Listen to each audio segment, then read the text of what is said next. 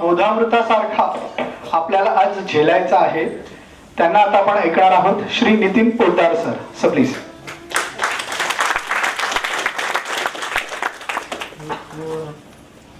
Thank you Rohit. सन्माननीय शांतनु भडकमकर साहेब, president Maharashtra chamber of commerce, अर्थसंकेतचे संपादक अमित बागवे, सपोर्टर रचना बागवे, आजचे सगळे सत्कारमूर्ती आणि उपस्थित मित्रांनो, either you should bat first or you should bat last. Batting पहिले केली तर ऍडव्हान्टेज असतो की भरपूर वेळ मिळतो. लास्ट बॅटिंग करताना 2 बॉल असतात. मित्रांनो, विषय चिकार आहे, पण आय एम फर्स्टली रिअली मला थोडासा आम्हीचा राग आलेला आहे की मला वाटायचं की मॅक्सेल फाउंडेशन मध्ये आम्ही सगळे नवीन किंवा असे चांगले उपक्रम सुरुवात करतो. आज मला खरोखर आम्ही खूप गर्व आहे आणि आय एम व्हेरी हॅपी, रचना तुझे पण, की यांनी आज वीणा आणि अपूर्व बेडेकरांना इथे नवीन व्हेंचर सुरू करायला सुरुवात केली. ती अशा असं वाटतं की पहिलं प्लॅटफॉर्म असेल महाराष्ट्रामधलं, पहिलं प्लॅटफॉर्म असेल हे की जिथे आपण कोणी 10 वर्ष काम केलंय, कोणी 20 वर्ष काम केलंय, कोणी 1 वर्ष काम केलंय, पण अशा प्लॅटफॉर्म आमच्या मॅक्सेलमध्ये आम्ही ज्यांनी पुस्तकं लिहिली आहेत चांगली उद्योजकतेवरती किंवा अशी इन्स्पिरेशनल, तर ते पुस्तकं आम्ही आणायचा प्रयत्न करतो. पण हे मलाही सुचलं नाही. आम्ही ऑनेस्टली स्पीकिंग मला सुचलं असतं तर मॅक्सेलवरती सुद्धा असे 4 ते उद्योजक प्रत्येक वर्षी आणले असते. It's a very good concept. आणि मला असं वाटतं की याच्या पुढे महाराष्ट्रामध्ये आपण जेव्हा म्हणतो की उद्योजकता वाढली पाहिजे, आली पाहिजे, तर प्रत्येक प्लॅटफॉर्मवरून आपण ठरवलं, प्रत्येक प्लॅटफॉर्म ज्यांचा आहे त्यांनी असं ठरवलं की एक तरी उद्योजक आम्ही नवीन लॉन्च करणार त्या प्लॅटफॉर्मवरून. I think that will be the big step. तर अपूर्वा, तुला आमच्या सगळ्यांकडून खूप खूप शुभेच्छा. आणि लवकरच तुला पहिला अवॉर्ड, दुसरा अवॉर्ड, तिसरा अवॉर्ड असं करत करत करत you should come to Maxell foundation.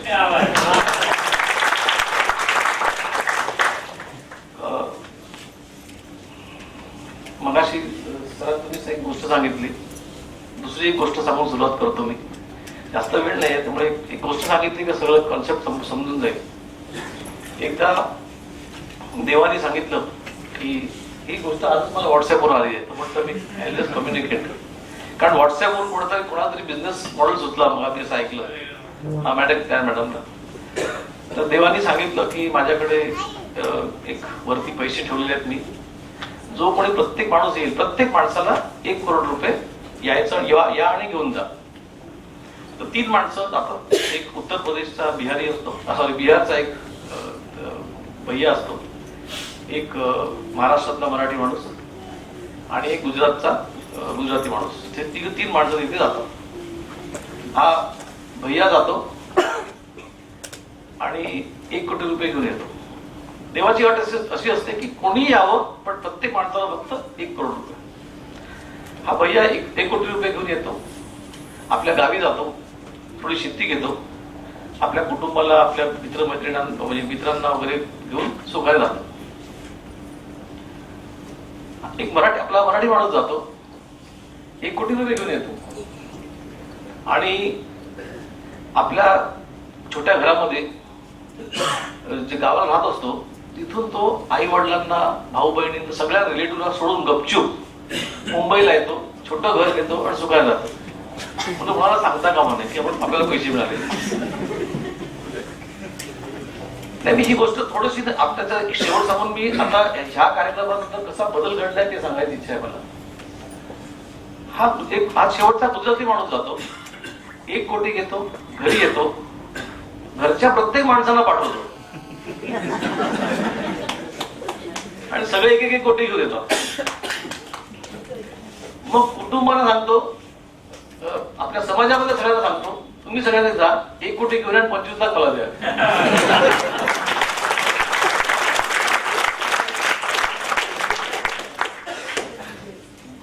त्याचा समाज जातो, प्रत्येक 1 कोटी घेऊन येतो आणि गुजरात उभा राहतो.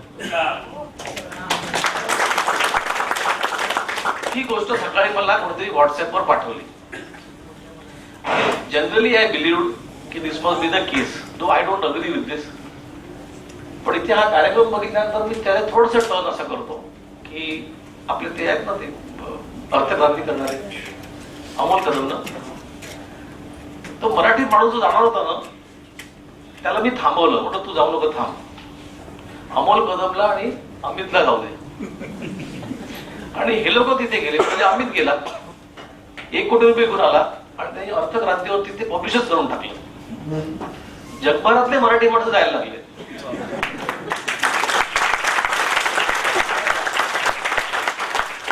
एका अमितच्या एका डिजिटल कॉपीमुळे सगळ्या जगभरातल्या मराठी माणसांना कळलं की तिथे 1 कोटी मिळत आहेत. मित्रांनो, ही पॉवर आहे अर्थक्रांतीची. मला अमितचं खरंच इतकं अर्जुन कौतुक वाटतं की अजून त्याचं मला जरा थोडं जास्त माहिती आहे अर्थसंकेतच्या बद्दल. He is working very hard and really working very hard. पण फायनान्शियल लिटरसी आणि more than financial literacy what I have seen is की बघा, तो फायनान्शियल लिटरसीचा हा कार्यक्रम Bombay stock exchange, national stock exchange, SEBI किंवा इतर कोणाबरोबर करून त्यात जास्त पैसे कमवू शकतो. पण तो कमवेल, I am sure you do it. पण त्यांनी नवोद्योजक जेवढे आहेत त्यांना घेऊन एक 7-8 लोकांना घेऊन ताबडतोब आपण नुसतं एकटं मोठं नाही व्हायचं, आपल्याबरोबर 4 लोकांना मोठं करायचं. ही जी मानसिकता आहे मित्रांनो, ही मानसिकता खूप महत्वाची आहे. आणि अकॉर्डिंग टू मी जे काय बघतो गेले 7-8 वर्षामध्ये, I am sure you must also be seeing this, की शिवाजी मंदिरमध्ये किंवा रवींद्रनाथ मंदिरमध्ये तुम्ही बघाल की मराठी नाटकच चालत नाही. नाट्यसृष्टी जी आहे त्यांचे ऑलवेज बोर्ड असते की आम्हाला नाटकाला तिकीट नसतं, म्हणजे लोक नसतात, नाटकं होत नाही, मराठी चित्रपट चालत नाही. पण एक गोष्ट तुम्ही जर बघितली असेल की लोकसत्ता म्हणा किंवा तुम्ही महाराष्ट्र कुठल्याही न्यूजपेपरमध्ये किंवा जनरली की मराठी समाजामध्ये आज मुंबई, महाराष्ट्रात मुंबई, पुणे, नाशिक या क्षेत्रामध्ये किंवा generally Marathi clubs, business clubs किती निघालेत बघा. ती खूप मोठी, मला असं वाटतं की खूप मोठा चांगला संकेत आहे. असे कार्यक्रम किती होतात बघा. आज कॉन्फिडेंटली इंग्लिश बोला किंवा बिझनेसचे क्लासेस, कोचिंग, बिझनेसचे सेमिनार्स अगदी 1000-1000, 2,000 रुपये लोक देऊन सुद्धा शिवाजी मंदिर सारखं थिएटर किंवा रवींद्र नाट्यमध्ये असे थिएटर्स आज फुल होत चालतात. दिस इज द चेंज. आणि हा खूप मूलभूत चेंज आहे. मित्रांनो, 2-3 गोष्टी फक्त सांगेन मी, जास्त वेळ घेणार नाही. कारण मनकंकर सरांनी मला सांगितलं मगाशी की आम्ही वेळ खूप पाळतो. आणि पण ऍट द सेम टाइम काय आहे, मी कॉर्पोरेट लॉयर आहे. माझा प्रॉब्लेम असा आहे की आमचा मुद्दा म्हटले जेव्हा मी खाली बसून येतो त्या वेळेमध्ये 2-3 मुद्दे फक्त मांडले. मित्रांनो, नेटवर्किंग वरती खूप कार्यक्रम होतात आणि चांगल्या प्रकारे मला असं वाटतं नॉलेज शेअर झालेलं आहे आतापर्यंत. पण नेटवर्किंग इज नॉट बी. आजच्या कार्यक्रमाच्या याच्या अगोदर पण मी काही लोकांना फोन केले आणि विचारलं तुम्हाला काय ऐकायचं नेमकं एक्झॅक्टली मला सांगा. आमच्या अरुणला मी फोन केला. तर नेटवर्किंग म्हणजे मित्रांनो की आपण कार्ड एक्सचेंज करतो ना, कार्ड एक्सचेंज करणं किंवा एकमेकांना फोन करणं, that is not networking.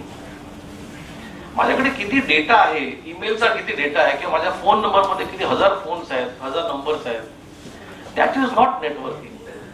Networking is what Amit has done today, that is networking.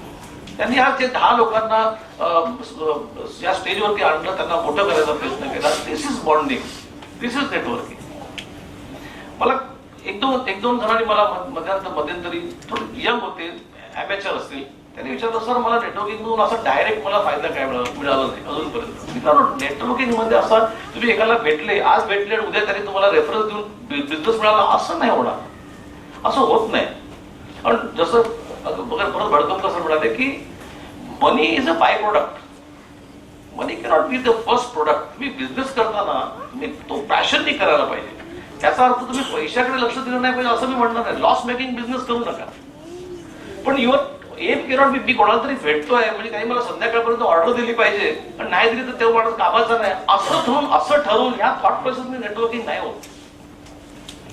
माझ्या सर्कलमध्ये किंवा माझ्या नेटवर्कमध्ये 20-20 वर्ष, 25-25 वर्षाचे लोक आहेत. आणि बिलीव्ह मी मित्रांनो, अजूनपर्यंत इफ यू आस्क मी, त्यांना मी काय काम दिलं नाही की की मला त्यांनी काय काम दिलं नाही, पण आम्ही आमच्या सर्कलमध्ये जे काही मिळवलं किंवा जे काही कमवलं that is much much more beyond. आता ते अनफॉर्च्युनेटली काय माहिती ते मी सांगू शकत नाही, त्याचं मी इथे पुस्तक लिहू शकणार नाही किंवा माझ्या बायोग्राफीमध्ये पण लिहू शकणार नाही. So networking is not meeting people, exchanging card, that's not networking, that is not at all business development. तुम्ही माणसांना किती ओळखता, तुम्ही कोणाला किती उभं करता. एक हिंदी गाणं आहे खूप चांगलं की तुम बेसहारा हो तो किसी का सहारा बनो. तुम्ही ह्या वाक्यावरती ना थोडा विचार करा आणि याच्यावर थोडस काम करा आणि मग बघा की what difference does it make to business. दुसरी गोष्ट मित्रांनो, technology. I am very conscious about this fact आणि I want you all to be conscious की टेक्नॉलॉजी रोज बदलते आणि इतकी बदलते आहे, मूलभूत टेक्नॉलॉजी इतकी बदलते आहे की तुमचा बिझनेस तो डिसरप्ट करू शकतो. पुढे the technology which is getting developed it is disruptive technology. ही टेक्नॉलॉजी तुमचा बिझनेस पूर्ण घरी म्हणजे बंद करू शकते. So you have to be constantly careful आणि अवेअर ऑफ द फॅक्ट की बिझनेस तुमचा इनोव्हेशन त्या बिझनेसमध्ये कॉन्स्टंटली आणावं लागेल. तुम्हाला कॉन्स्टंट तुम्हाला इनोव्हेशन आणावं लागेल. कॉन्स्टंट इनोव्हेशन आणण्यासाठी तुम्हाला तुमच्या बिझनेसमध्ये आणि कित्येक वेळा काय माहिती आहे का, तुमचा जो डायरेक्ट कॉम्पिटिटर आहे ना, जो तुम्हाला दिसतो तो तुमचा कॉम्पिटिटर नसतो. फॉर एक्झाम्पल जर तुम्ही कोडॅक कॅमेराचं एक्झाम्पल घेतलं तर कोडॅक कॅमेरा किंवा कॅनन कॅमेरा त्याचे कॉम्पिटिटर ते कोडॅक किंवा कॅनन ते कॉम्पिटिटर एकमेकांचे नाही आहेत. Mobile phone is the competitor for cameras. ते कोणाला माहिती पण पडलं नव्हतं की मोबाईल फोननी कॅमेराचा पूर्ण बिझनेस बंद करून टाकला. So you will never know what will stop your business. आता कालच रिझर्व्ह बँकेने 10 पे बँकला परमिशन दिले आहेत. आता ह्या पे बँक्स ज्या येतील त्या पे बँक्स किती मोठा इम्पॅक्ट करणार आहे फायनान्शियल मार्केटवरती हे अजूनपर्यंत आपल्याला समजलेलं नाहीये. चांगल्या मोठ्या बँकांची झोपा उडालेली आहेत. Because this pay banks will replace the substantial banking system. It will change everything. आज मोबाईल फोन तुमच्या इतका पॉवरफुल झालेला आहे मोबाईल फोन, तुम्हाला लॅपटॉप तुम्ही आज जर तुम्ही सर्वे बघितला तर जवळजवळ 70% ईमेल्स जगातले 70% 65 ते 70% ईमेल्स लोक हे मोबाईल वरती वाचतात, डेस्कटॉप वरती वाचत नाही.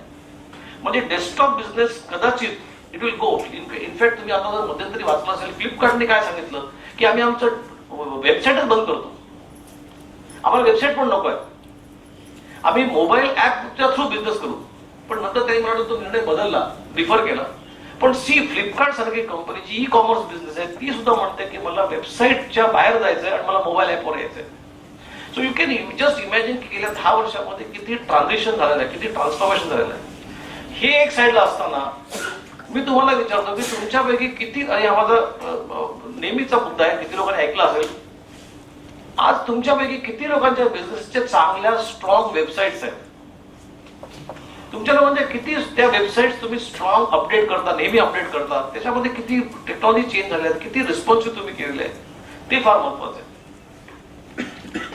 आणि सगळ्यात महत्वाचं मित्रांनो त्याच्या शेवटी आय वुड से की एक आणखी छोटी गोष्ट सांगतो मी आणि त्यांनी मी आय स्टॉप. तुम्ही कोणी छोटे नाही आहात. Don't think that you are small. पहिली गोष्ट म्हणजे ही गोष्ट ऐकली असेल बऱ्याच लोकांनी, पण अर्थसंख्येच्या प्लॅटफॉर्मवर परत सांगतो. एका वाघाच्या गुफेच्या समोर वाघ बसलेला आहे शांतपणे आणि तिकडून एक कोल्हा येतो, म्हणतो की माझं लॅपटॉप बिघडलंय. तर हा वाघ म्हणतो ठीक दे लॅपटॉप, मी रिपेअर करून तुला देतो. कोल्हा म्हणतो तू कसा रिपेअर करशील, तू मी करतो, तू काळजी करू नको. तो लॅपटॉप आतमध्ये देतो, एक दिवसात रिपेअर करून त्याला परत देतो. हरिण येतो, हरिण म्हणतो की माझा मोबाईल फोन बिघडलेला आहे, काय करू? वाघ म्हणतो त्या मला mobile, I will repair that phone. मग तू कसा रिपेअर करणार? मी करतो म्हणजे रिपेअर, डोंट वरी. तो मोबाईल फोन आतमध्ये देतो, गुफेमध्ये रिपेअर करून परत आणतो आणि म्हणतो जाताना तुम्ही असेच जा. तो कोल्हा तिकडून जातो, तर पाठीमागे ना एक ससा असतो, छोटा ससा, तो टायपरायटर वरती कम्प्युटर वरती एक काहीतरी टाईप करत असतो. तो कोल्हा त्याला विचारतो की तू काय टाईप करतोय? तो ससा म्हणतो की मी ससा कोल्ह्याला कसं खाऊ शकतो याच्यावर मी थिसिस केलेलं आहे. बघा, ससा कोल्ह्याला कसा खाऊ शकतो याच्यावरती मी थिसिस मांडलेलं आहे, म्हणजे माझी थिअरी आहे. मग तुम्हाला खाणं तुला म्हणतो हसायला लागतो, हो मी तुला खाऊ शकतो याची माझी थिअरी बनवलेली आहे, तो तुला बघायचंय आतमध्ये जा. तुला आतमध्ये जातो आणि तो वाघाच्या स्वाधीन होतो. त्याच्या मागून ते हरिण येतं. हरिण म्हणतो, ससाला म्हणतो काय करतो, तो म्हणजे ससा हरणाला कसं खातो याची मी थिसिस लिहितोय. तो हरणाला ससा कसं खाईल, जस्ट नॉट पॉसिबल. तुला बघायचंय आतमध्ये जा. The point I am telling you मित्रांनो, the point I am to convey is की कोणी छोटं नाहीये, कोणी लहान नाहीये. तुमची उपयुक्तता मोठ्यातल्या मोठ्या लोकांना सुद्धा होऊ शकते. Only thing is you have to find your right place. जसं भटकम सर म्हणाले की today India is in right time right place मध्ये आपण आहोत. मी कॉन्स्टंटली एक विचार मांडत आलो की आपल्याला ना खरं सांगायचं म्हणजे शाळा, आणि I am very serious on this, I am telling you, I am not getting a solution. थोडं सोल्युशन विचार केलेला आहे पण I don't know how it will be successful, but I will try to at least make an attempt. शाळा कॉलेजमध्ये आपल्याला उद्योजकतेचे धडे मिळाल्याशिवाय आपण सक्सेसफुल उद्योजक नाही होऊ शकत. I am very happy again वीणाताई, आय एम ग्लॅड की तुम्ही एक आई असून मुलीला प्लॅटफॉर्मवरती आणलं. असे किती पालक मुलांना उद्योग करायसाठी पुढे आणतील मला सांगा. माझ्याकडे रिसेंटली एक मुलगी आली, हुशार मुलगी, तिने लॉ डिग्री घेतली होती आफ्टर ग्रॅज्युएशन, कल्याणची मुलगी होती ती, आणि मला म्हणाली सर मला तुमच्या ऑफिसमध्ये काम करायचं. मी म्हटलं तू 5 वर्षाचा लॉ कोर्स केलाय की आफ्टर ग्रॅज्युएशन केला. म्हणजे सर मी आफ्टर ग्रॅज्युएशन 3 वर्षाचा कोर्स केला. तर मी म्हणून थोडं चिडलो, म्हणजे तुला जर लॉयरच व्हायचं होतं तर तू 12वी नंतर कोर्स का नाही केला. म्हणाले की माझे वडील म्हणाले की नाही पहिले ग्रॅज्युएट हो, ग्रॅज्युएट झाल्यानंतर काही कर. मी म्हणतो तुझ्या वडिलांना सांग मग तुला जॉब द्यायला. सी द पॉइंट इज की पॅरेंट, आज आणखी मी एक सकाळी एका शाळेच्या चांगल्या शाळेच्या प्रिन्सिपलशी बोलत होतो की उद्योजकता शाळेमध्ये कशी आणता येईल, हाऊ डू वी ब्रिंग. कारण मित्रांनो चॅलेंज काय माहिती आहे का, जर तुम्ही शिक्षण म्हणजे मंत्रालयामध्ये गेले तर ते 10 वर्षाचं तुम्हाला बघणार नाही. सो प्रश्न असा पडेल की शिक्षणासाठी सिलेबस कोणी करायचा, सिलेबस तयार केला तर त्याचे टीचर्स कुठून आणायच्या. Teachers by the time you do the टीचरचं ट्रेनिंग करेपर्यंत आपण 2080 मध्ये येऊ. आणि आपण जे आज तरुण देश म्हणून म्हणतो, आपल्या सगळ्यांना त्या सुखांमध्ये रजिस्ट्रेशन करावं लागतं. We are trying to build, we are trying to make out. ते त्या प्रिन्सिपलशी मी बोललो सकाळी, आणि ही यंग मराठी मुलगा आहे आपला, त्याची 2 शाळा आहेत. तर he has very positively told me की सर आपण काहीतरी करूया विदाउट सिलेबस, विदाउट टीचिंग. आपण एंटरप्रेन्योरशिप शाळेमध्ये कसं आणता येईल. ऍक्च्युली शाळेमध्ये आपण असे उद्योजक करून किंवा दिस इज अ गुड कॉन्सेप्ट की आपण प्रिन्सिपलला भेटून एक वेगळा एक तास वगैरे घेऊ शकतो आपण याच्यावर. नाही आम्ही तास पण नाही, I have worked out a model where मुलांची क्रिएटिव्हिटी तयार होईल, त्याच्यामध्ये तयार होईल. त्यांच्यामध्ये see the concept what I am developing is की मुलांना घरामध्ये आई वडिलांनी पहिल्यांदा इन्व्हॉल्व्ह व्हायला पाहिजे मुलांमध्ये, की मुलांनी माझ्या उद्योजक झालं पाहिजे, त्याच्यासाठी काय करता येईल. मी त्या प्रोजेक्टचे सगळं डिटेल सांगत नाही आता, बिकॉज काय माहितीये का, let me take 1 baby successful step then I talk. तर ते we are trying to do that. पण एक मेसेज मला नक्कीच द्यायला आवडेल की आपल्याला सगळ्यांना ठरवलं पाहिजे की शाळा कॉलेज, आपली नेक्स्ट जनरेशन जर आपल्याला बिझनेसमध्ये आणायची असेल तर आपल्याला शाळेमधून particularly that is a formative age when students will grasp something, learn something. त्या एज पासून तुम्हाला उद्योजकता आणल्याशिवाय आपल्याला महाराष्ट्रामध्ये उद्योजक घडवता येणार नाही. Thank you very much.